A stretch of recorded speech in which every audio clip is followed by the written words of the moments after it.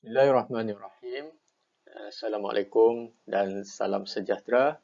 Baik, kita bertemu untuk pertama kalinya dalam video yang saya sediakan untuk mata pelajaran geografi. Baik, saya akan membincangkan terlebih dahulu berkaitan dengan topik pengaruh pergerakan bumi terhadap cuaca dan iklim. Untuk makluman pelajar-pelajar, ini merupakan bab yang ketiga bagi tingkatan 2. Okey. Dalam video ini saya akan memperjelaskan sedikit berkaitan dengan dua subtopik iaitu pergerakan bumi dan juga putaran bumi.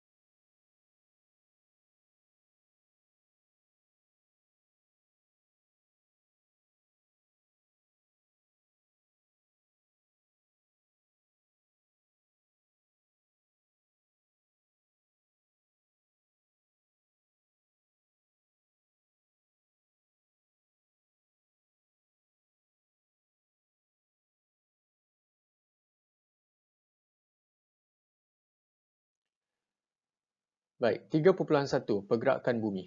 Sistem Suria terdiri daripada matahari dan 8 buah planet.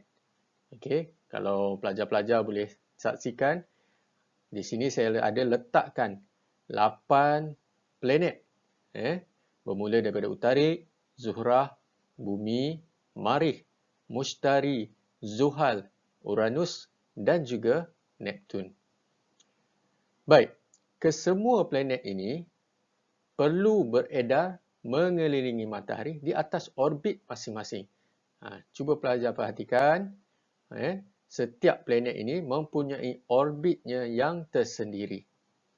Okey. Pergerakan bumi. Pergerakan bumi terbahagi kepada dua.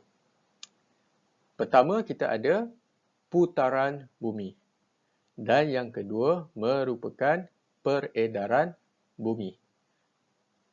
Okey, nanti pelajar saya akan terangkan dengan lebih lanjut apa itu putaran bumi dan apa itu peredaran bumi.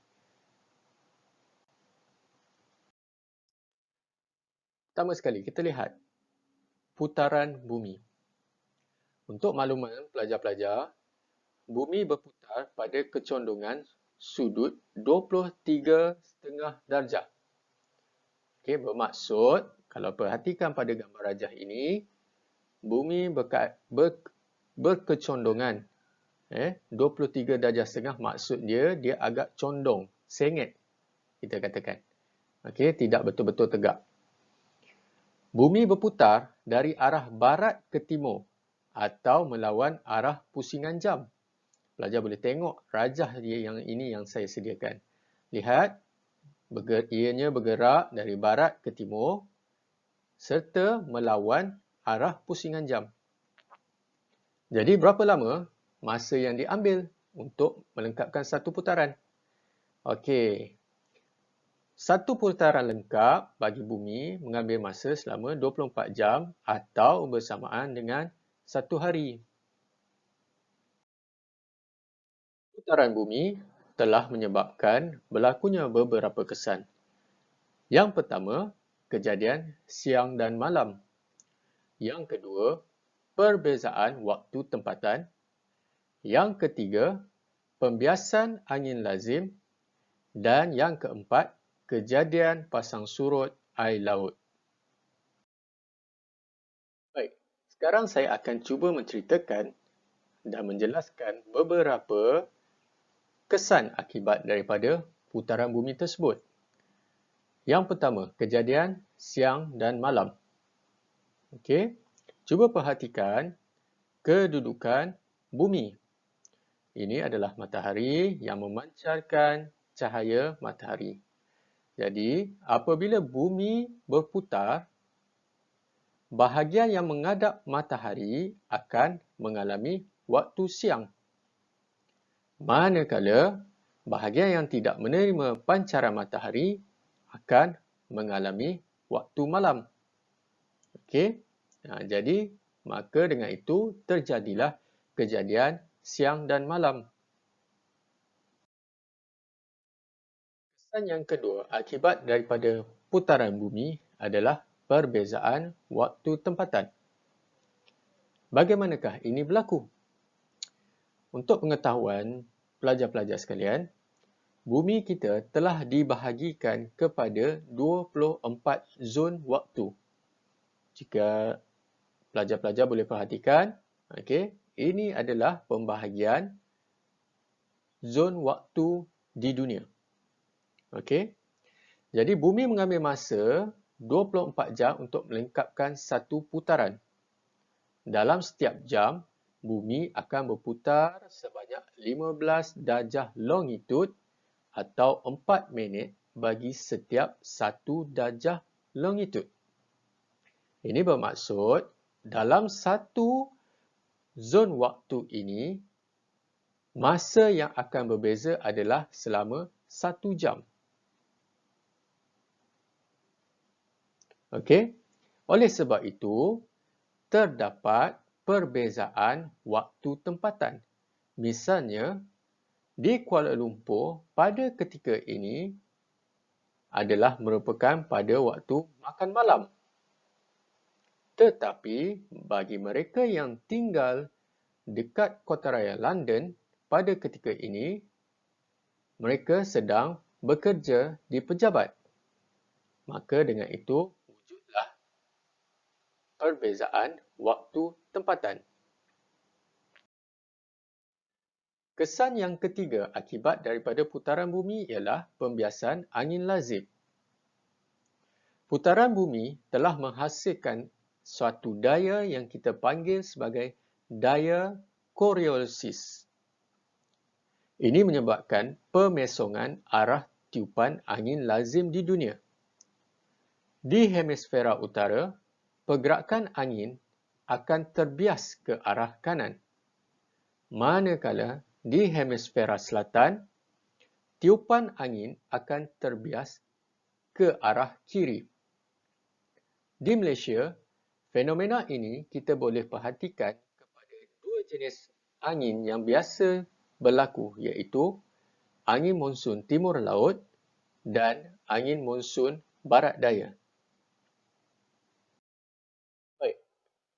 Kesan yang keempat akibat daripada kejadian putaran bumi adalah kejadian pasang surut air laut. Untuk pengetahuan pelajar-pelajar sekalian, fenomena pasang surut berlaku sebanyak 2 kali dalam tempoh 24 jam. Ini disebabkan oleh tarikan graviti antara bumi dengan bulan atau bumi dengan matahari. Cuba pelajar-pelajar perhatikan pada gambar rajah ini. Kawasan B dan D akan mengalami peningkatan paras air laut. Dalam erti kata lain, berlakunya air pasang. Manakala pada masa yang sama, di kawasan A dan C akan mengalami air surut kerana air laut telah tertarik ke kawasan B dan D. Okey, jadi saya telah jelaskan 4 kesan akibat daripada kejadian putaran bumi. Kita akan berjumpa lagi dalam video yang akan datang berkaitan dengan peredaran bumi. Selamat membuat ulang kaji dan kita akan berjumpa lagi. Assalamualaikum dan salam sejahtera.